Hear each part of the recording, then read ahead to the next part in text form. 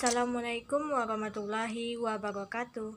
Kembali lagi dengan saya Mutiara Sinta dengan NIM 2002669, Prodi Informasi Perpustakaan dan Kearsipan, Fakultas Bahasa dan Seni, Universitas Negeri Padang. Di sini saya akan mempresentasikan sebuah materi mengenai kebijakan pengembangan koleksi. Saya akan membahas beberapa materi mengenai kebijakan pengembangan koleksi, mulai dari 1. Definisi kebijakan koleksi, 2. Asas pengembangan kebijakan koleksi, 3. Informasi utama dalam merancang kebijakan koleksi, 4. Fungsi kebijakan koleksi, 5. Manfaat kebijakan pengembangan koleksi, 6. Pembuatan kebijakan pengembangan koleksi, 7. Isi kebijakan pengembangan koleksi, 8. Unsur-unsur kebijakan pengembangan koleksi, 9. Konsep dalam pengembangan koleksi. Yang pertama kita bahas yaitu mengenai definisi kebijakan koleksi. Apakah saudara tahu apa itu kebijakan pengembangan koleksi dan seperti apa contohnya? Kebijakan sebagai perangkat prinsip dan strategi yang akan menjadi panduan mengenai tindakan yang akan dilakukan untuk mencapai suatu tujuan yang telah ditentukan sebelumnya. Kebijakan ini bisa dikembangkan dalam level organisasi atau institusi, atau juga dalam tingkat regional, nasional, dan internasional. Sedangkan menurut Moran menjelaskan bahwa kebijakan biasanya berasal dari sebuah keputusan awal dan menjadi pernyataan atau pengertian umum yang menjadi saluran berpikir dalam pengambilan keputusan di masa depan. Kebijakan berasal dari sebuah keputusan awal dan menjadi pernyataan umum, saluran berpikir dalam pengambilan keputusan di masa depan. Koleksi perpustakaan menurut buku Pedoman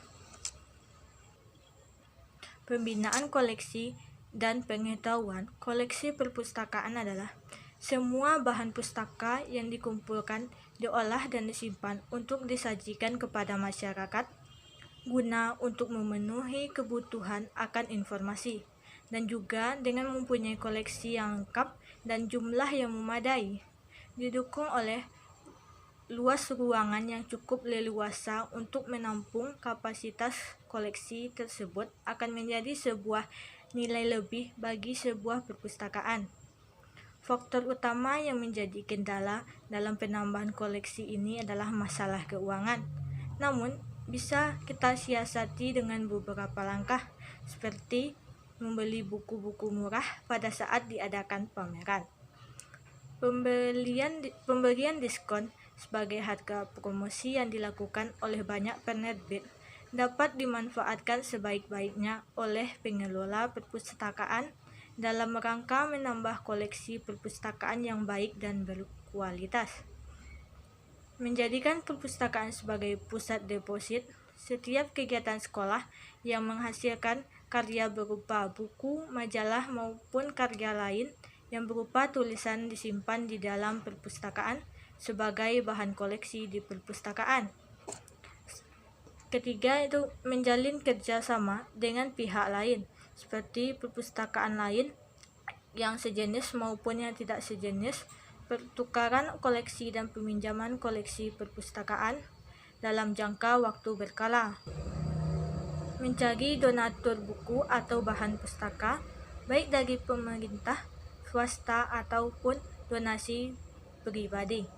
Pencarian ini dapat dilakukan melalui tatapan langsung atau bertemu langsung maupun melalui penelusuran di internet dan bergabung dengan komunitas penulis perpustakaan untuk mendapatkan kesempatan koleksi gratis. Selanjutnya bisa dengan koleksi tambahan berupa melalui penyiangan koleksi perpustakaan lain yang sedang melakukan pembenahan. Namun biasanya koleksi perpustakaan ini merupakan buku-buku lama yang kondisi fisik dan isinya sudah kurang mendukung, sehingga untuk mendapatkan tambahan koleksi dari hasil penyiangan harus benar-benar dapat memilih dan menyeleksi bahan-bahan pustaka yang sesuai dan relevan dengan perpustakaan yang bersangkutan. Kebijakan dalam sebuah organisasi dapat digunakan untuk menangani masalah yang ada dalam organisasi sebagai panduan setiap orang dalam membuat keputusan, memastikan konsisten dalam pencapaian tujuan organisasi, menjadi panduan dalam menangani masalah-masalah yang aktual, menjelaskan nilai dan tujuan organisasi, membuat komitmen dengan tujuan organisasi, memenuhi hak-hak staf. Kedua, yaitu mengenai materi asas pengembangan koleksi. 1. Kerelevan yaitu koleksi perpustakaan hendaknya relevan dengan aktivitas yang telah diprogramkan oleh perpustakaan, sehingga memudahkan pencapaian kinerja perpustakaan yang memuaskan para stakeholder pustakawan baru bisa mengantisipasi perkembangan yang terjadi pada masyarakat pengguna. Kedua, yaitu berorientasi kepada kebutuhan pengguna. Di sini yang dimaksud yaitu pengembangan koleksi harus ditujukan kepada pemenuhan kebutuhan pengguna. Masing-masing jenis perpustakaan mempunyai penggunaan yang berbeda pula pola kebutuhan informasinya. Pustakawan harus bisa membaca kebutuhan berbagai kelompok pengguna yang dalam populasi yang dilayani perpustakaan. Ketiga, yaitu kelengkapan. Koleksi perpustakaan hendaknya lengkap dalam arti terkait dengan kebutuhan para pengguna utama perpustakaan, walaupun secara hakiki sudah diketahui bahwa tidak mungkin bagi sebuah perpustakaan dapat memenuhi semua kebutuhan penggunanya. Penting bagi pustakawan untuk dapat mendeteksi kebutuhan sehari-hari dari penggunaan utama perpustakaannya, sehingga dapat menjadi perpustakaan andalan para pengguna. 4. Yaitu kemutakhiran. Koleksi hendaknya mengikuti perkembangan ilmu pengetahuan dan teknologi mutakhir. Dengan demikian, perpustakaan harus mengadakan dan memperbaharui bahan pustaka yang menjadi koleksi. Sejumlah dana rutin diperoleh oleh perpustakaan untuk membeli berbagai bahan pustaka yang sesuai dengan kebutuhan pengguna, yang jumlahnya tidak kecil maupun mengingat semakin tingginya harga bahan pustaka yang beredar di pasaran. 5. Kerjasama. Koleksi perpustakaan sebaiknya merupakan hasil kerja semua pihak yang berkepentingan dalam pengembangan koleksi, antara pustakawan, pembina perpustakaan, pimpinan bahan induk, tokoh masyarakat, guru atau dosen, peneliti, dan berbagai pihak lain, tergantung jenis pustakanya. Yang ketiga, yaitu kita akan membahas mengenai informasi utama dalam merancang kebijakan pengembangan koleksi. A. Kekuatan dan kelemahan koleksi perpustakaan. Kita harus tahu apa saja kekuatan dan kelemahan koleksi perpustakaan. Di dalam kekuatan dan kelemahan koleksi perpustakaan ini, kebijakan pengembangan koleksi sangat berpengaruh terhadap kelemahan dan kekuatan sebuah bahan pustaka. Karena bahan misalnya kelemahan koleksi tersebut tidak baik terhadap pengetahuan pemakai dan tidak mendukung aspek-aspek dalam proses pembelajaran, bahan pustaka sendiri adalah suatu koleksi yang dapat menunjang sebuah pengetahuan pemakai dan dapat dijadikan suatu peningkatan kembali terhadap pemilihan koleksi. B. Pengguna yang kita layani dan bagaimana mereka berubah. Di dalam poin kedua ini yaitu mengapa kebijakan diperlukan. Karena kita sebagai sumber daya manusia yang mengelola perpustakaan akan dapat memberikan pelayanan kepada pengguna perpustakaan dan bagaimana memberikan masukan kepada pengguna untuk proses penggunaan koleksi yang lebih baik. C. Sumber-sumber informasi lain yang tersedia di sekitar lingkungan pengguna perpustakaan Anda atau yang tersedia secara pinjam antar perpustakaan. Keempat, kita akan membahas fungsi pengembangan kebijakan pengembangan koleksi. Apa saja sih fungsi kebijakan pengembangan koleksi itu? Apakah ada yang tahu? Ya, fungsi kebijakan pengembangan koleksi ada beberapa. Yang pertama yaitu fungsi perencanaan. Fungsi perencanaannya yaitu kebijakan pengembangan koleksi merupakan perencanaan yang mengatur prioritas dalam melokasikan sebagai sumber dana. Setelah lebih dahulu mengenal siapa saja yang akan dilayani perpustakaan, mengetahui bidang ilmu apa yang akan dikembangkan, serta penelitian yang akan dilakukan. Sebelum itu, perlu diketahui lebih dahulu profil koleksi perpustakaan, bidang ilmu apa yang dapat ditunda pengadaannya sampai tersedia dana lain. Untuk itu, perpustakaan harus dapat menentukan prioritas pengadaannya. Yang kedua yaitu fungsi komunikasi internal.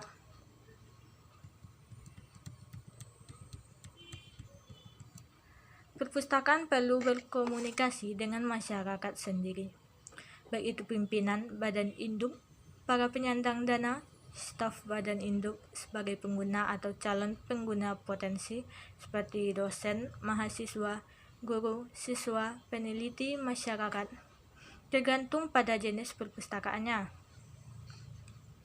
Kebijakan pengembangan koleksi akan memberitahu pada para pemakai, administrator, dewan pembina dan pihak lain apakah cakupan serta ciri-ciri koleksi yang telah ada rencana untuk pengembangan selanjutnya.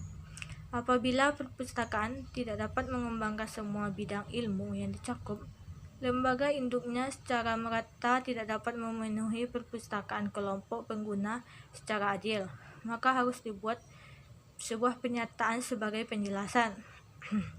Ketiga yaitu fungsi komunikasi internal.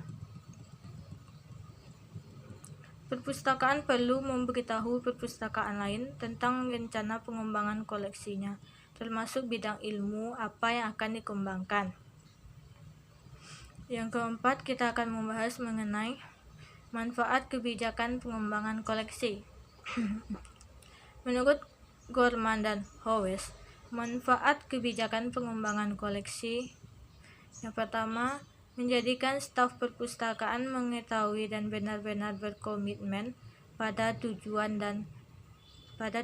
dari perpustakaan tersebut, membantu mereka mengidentifikasi kebutuhan pengguna baik yang jangka pendek maupun jangka panjang, membantu memastikan bahwa perpustakaan berkomitmen untuk melayani semua pengguna perpustakaan, baik saat ini ataupun di masa yang akan datang, membantu membuat standar dan dalam melakukan penyeleksian dan penyiangan koleksi, sebagai alat bantu untuk melatih staf baru, sebagai sarana untuk menangani ketidakpuasan baik dari staf perpustakaan ataupun pengguna perpustakaan. Keenam, mengenai pembuatan kebijakan koleksi. Dimulai dengan sekelompok orang yang peduli dengan masa depan perpustakaannya. Mereka berdiskusi bagaimana cara yang terbaik untuk mengembangkan sebuah perpustakaannya itu. Langkahnya seperti merumuskan hal-hal yang perlu untuk dilakukan dan diselesaikan oleh tim perencanaan, mengumpulkan berbagai jenis informasi dan dengan jumlah yang tepat pula untuk mendukung pembuatan keputusan, menentukan langkah selanjutnya setelah kebijakan itu dibuat, atau dengan kata lain melaksanakannya dan mengambil manfaat dari kebijakan yang telah dibuat. Ketujuh, mengenai isi kebijakan pengembangan koleksi. Isinya seperti penjelasan mengenai siapa yang akan bertanggung jawab atas pengelolaan perpustakaan dan siapa yang diberi wewenang untuk seleksi. Metode pemilihannya seperti apa, seperti pedoman dan kriteria seleksi, daftar timbangan buku, tipe timbangan buku yang digunakan untuk seleksi. Mengenai masalah-masalah khusus didaftarkan dengan terperinci. Menjelaskan mengenai komposisi koleksi yang akan dikembangkan, dibagi atas subjek dan keterangan mengenai prioritas. Isinya ada tentang tingkat kedalaman, bahasa, cakupan periode kronologis, format yang dibeli, siapa yang bertanggung jawab atas seleksi, bahan pustaka yang berbahasa asing, jenis bahan pustaka, hadiah dan cara penanganannya, kriteria dan tata cara penyiangan. Kedelapan, mengenai unsur-unsur kebijakan pengembangan koleksi. 1. Pernyataan kebijakan umum. 2. Pernyataan akan tingkat koleksi. 3. Pernyataan tentang beragam pokok persoalan. 1. Yaitu pernyataan kebijakan umum terbagi atas beberapa. Yang A. Kebijakan seleksi, yang isinya seperti apakah susunan bahan pustaka cukup sistematis sehingga mudah dalam penggunaannya, macam entry yang digunakan, kualitas terbitan yang cukup baik, kepakaran penyusun harus diteliti. B. Kebijakan pengadaan, itu berisi tentang pembelian, pertukaran, hadiah. Yang kedua, pernyataan akan tingkat koleksi. Yang pertama itu ada pengguna seperti orang dewasa, remaja, anak-anak usia sekolah, anak-anak prasekolah, penyandang cacat, dosen atau guru, peneliti, pegawai mahasiswa, alumni. Formatnya seperti buku, terbitan berkala, surat kabar, bentuk-bentuk mikro, slide, film dan video, foto-foto, rekaman audio, sumber daya online, brosur, dan peta, dan beserta perangkat lunak. Yang terakhir itu ketiga, pernyataan beragam pokok persoalan berisi hadiah. Hadiah itu bahan pustaka yang berbentuk hadiah adalah jangan tambahkan bahan pustaka yang diterima melalui hadiah ke dalam koleksi, kecuali sangat diperlukan oleh pengguna dan perpustakaan yang seharusnya membeli bahan itu. Yang kedua yaitu penyiangan. Bahan perpustakaan besar pun akan memutuskan koleksi tertentu disimpan di tempat yang memiliki fasilitas. Untuk mengaksesnya lebih tidak memadai. Ketiga itu evaluasi koleksi. Evaluasi sangatlah penting dalam pengembangan koleksi. Keempat, masalah, protes dan keluhan serta sensor. 5. Pengembangan koleksi bersama. Yang terakhir kita akan membahas mengenai konsep dalam pengembangan koleksi. 1. Pengembangan koleksi bersama, yaitu sebuah mekanisme di mana dua orang atau lebih perpustakaan mengadakan perjanjian di mana setiap perpustakaan mempunyai tanggung jawab dalam mengembangkan koleksi. 2. Pengembangan terkoordinasi. 3. Pengadaan bersama. Pengadaan bersama seperti meningkatkan akses pengguna terhadap bahan pustaka, melibatkan sumber daya yang terbatas. Pembagian dalam pengembangan koleksi akan menambah keuntungan bagi pengguna tanpa mendatangi banyak perpustakaan. Para anggota dapat saling memecahkan masalah yang dihadapi karena adanya pertukaran informasi dapat berjalan lancar. Sekian dulu presentasi saya mengenai kebijakan pengembangan koleksi. Apabila ada kekurangan, saya mohon maaf. Wabillahi taufik walhidayah. Assalamualaikum warahmatullahi wabarakatuh.